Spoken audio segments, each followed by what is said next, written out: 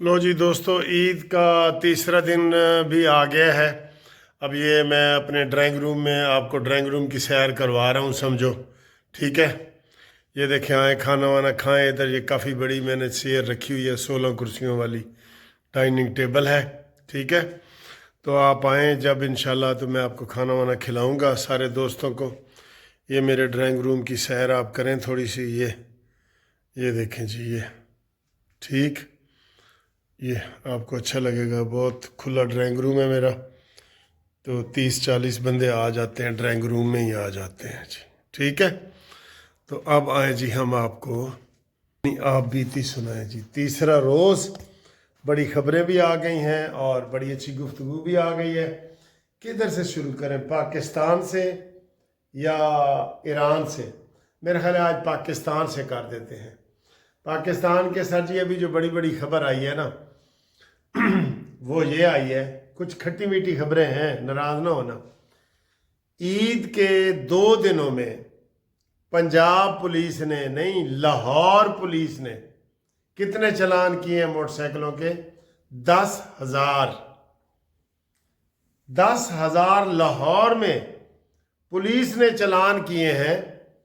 और ये ईदी जो बेचारे बच्चों को, स्टूडेंट को मिली थी और उन्होंने खिलाफ वर्जियाँ की होंगी, हम इसके हक में तो नहीं हैं, लेकिन उनको हैवी जुर्माने हुए हैं। मैं खुद गाड़ी पे, जब मैं अभी थोड़ी देर पहले एयरपोर्ट से होके आ रहा था, तो मुझे एयरपोर्ट पे पुलिस वाले ने रोका। मैं बड़ी पराडो गाड़ी में था अपना, तो उसने मुझे सलाम किया कि सर जी, ये बिल्कुल सही बात बता रहा हूँ। अभी अभी मेरी बेटी जर्मनी से आई है, मैं उसको लेने गया था, तो वो पुलिस वाला कहता है, मैंने उसके अंदर वो नाम भी पढ़ा है, चले नाम नहीं बताता, वो नाम भी पढ़ा है, बता देता हूँ, जहाज़ेब। मैंने कहा हाँ जहाज़ेब, क्या बात है? मैंने पढ़ के। कहता है सर जी, ईदी मिल जाएगी। सीधा नाका लगा के खड़े थे एयरपोर्ट के स्टार्ट में ही। मैंने कहा यार, इतनी दीदा दलेरी। फिर और मैंने ये मून मार्केट में, इधर मुल्तान रोड पे, इधर ठोकर पे रश लगा हुआ है, बिल्कुल मोटरसाइकिलों वालों को पकड़ रहे हैं और 10,000 चालान। सर जी, लाहौर शहर में कोई मेरे ख्याल बच्चा नहीं होएगा। तो इससे आप अंदाज़ा लगा लें कि लोगों को फिर कुछ गुस्सा भी आता है। तो ईद वाले दिन एक बात तो ठीक है कि जी उन्होंने खिलाफ वर्जियाँ की होंगी, लेकिन मैं आपको ज़ाती बता रहा हूँ, उन्होंने कहा सर, माई बाप, वो ऐसे कहा जहाज़ेब ने मुझे, कि मुझे ईदी मिल जाएगी। मैंने कहा अच्छा, मैं वापसी पे आपको देता हूँ। ये मैं कह के एयरपोर्ट में बहुत में जल्दी में जा रहा था, मैंने कहा शायद कोई कागज़ वगैरह चेक करेगा। तो ये साजी हालात हैं। तो इन्होंने भी ईदी कितनी वसूल की होगी उस दिन। इधर मैं अपने ज़ाती तौर पर, मेरे एक अजीज़ गाड़ी चला रहे थे, तो उन्होंने कहा जी कि आपका ना ये 2,000 का चालान होगा, तो आप मुझे उसका, वो 2,000 का चालान आपको भरना पड़ेगा। तो वो उस मेरे अजीज़ ने कहा जी कि ठीक है, आप अकाउंट नंबर दें मुझे। कहते नहीं, अकाउंट नंबर नहीं, वैसे ही दें। तो उन्होंने फिर मुझे फ़ोन किया। मैंने जब उनको बताया कि भाई मैं हाई कोर्ट का वकील बोल रहा हूँ, क्या गलती है? उन्होंने कहा जी, जो फ्रंट सीट पे नहीं ना बैठा, उसने, ड्राइविंग सीट पे वाले ने बेल्ट बांधी हुई थी, फ्रंट वाले ने नहीं बांधी हुई थी, इसलिए 2,000 रुपये जुर्माना। तो ये देखे सर जी, इस तरह की ये चीज़ें कर रहे हैं। कुछ 5% ठीक ठीक भी हैं, मैं आपको बता रहा हूँ, 5%, लेकिन 95 तो और 90% जो है ना, अपनी ईदियाँ बना रहे हैं। मैं पक्की बात आपको बता रहा हूँ। मरियम नवाज साहब, इसको चेक करें। चलें जी, ये खबर। अगली खबर सर जी, हम बड़े खुश हो रहे थे कि जनाब पेट्रोल की कीमत नहीं बढ़ी, शहबाज शरीफ साहब ने तकरीर की है। ये आज क्या हुआ है? आज इतवार वाले दिन, ये कल गुजरा हुआ इतवार, 200 रुपये लीटर यार। ओए होए होए होए। हाई ऑक्टेन, एक पेट्रोल होता है ना सुपर, और एक होता है हाई ऑक्टेन, वो भी पेट्रोल होता है। अक्सर लोग, मैं भी खुद गाड़ी में कई दफ़ा हाई ऑक्टेन डलवाता हूँ। वो कई लोग कहते हैं जी 10 लीटर है पा दो, तो 10 लीटर वो पा दो, तो वो बेहतरीन वाला जो लीटर होता है, وہ 200 روپے پر لیٹر بڑھا دیا ہے یار، 200۔ اور وزیر خزانہ نے تقریر کی ہے کہ جناب ہمیں 9 ارب روپے کی بچت ہوگی، پھر ہم لوگوں کے اوپر یہ لگائیں گے۔ اور مٹی کا تیل 120 روپے بڑھا دیے۔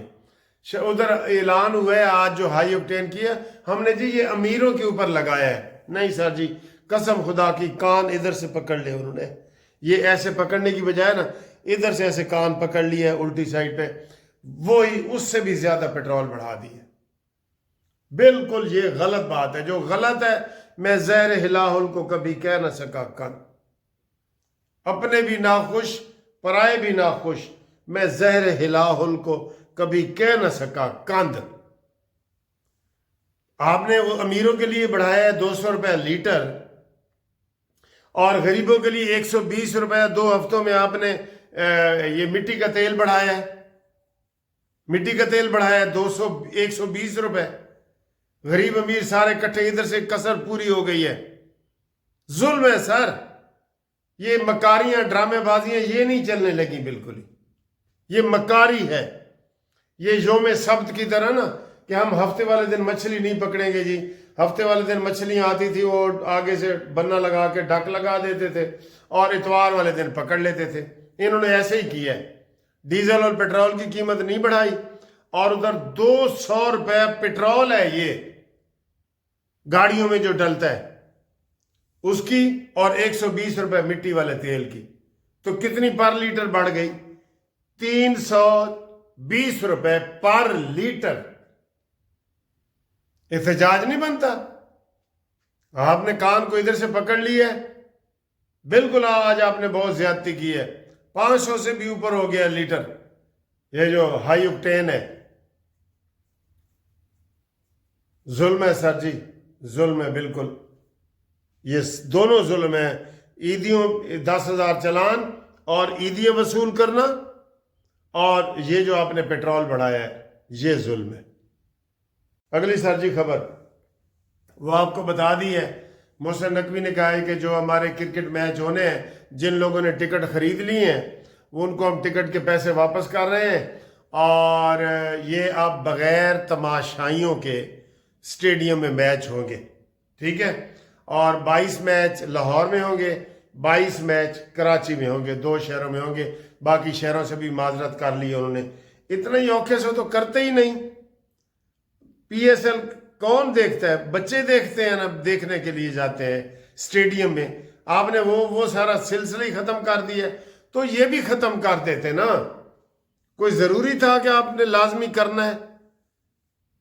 بہت بڑی ایل پلاننگ ہے جی، غلط پلاننگ ہے، ناقص منصوبہ بندی ہے، ناقص منصوبہ بندی ہے۔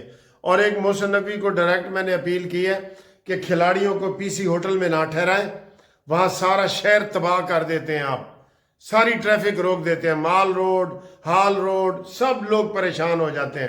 آپ خدا کے لیے یہ جو کھلاڑی باہر کے آ رہے ہیں نا، ان کو ایئرپورٹ کے اندر جو 5 سٹار ہوٹل نیا بنا ہے رائل سوئس، اس میں ٹھہرائیں، یہ میری تجویز ہے۔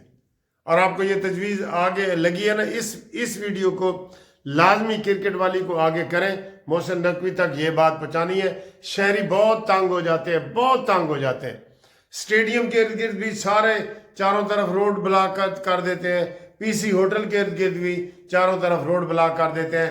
معافی دو، ادھر رائل ہوٹل میں کرواؤ جو ایئرپورٹ کے اندر ہے، ادھر دیاں بلاواں ادھر ہی رہن، ٹھیک؟ یہ ٹھیک ہے؟ ہاں، اب آئیں جی لوکل خبروں کے علاوہ دوسری خبریں آئیں۔ عید کا آج تیسرا دن ہے، اور یہ عید پہ ہلا گلا ہو رہا ہے، ظاہر ہے ٹھیک ہے، امن ہے، افغانستان کے ساتھ ہم نے جنگ بند کر دی ہے۔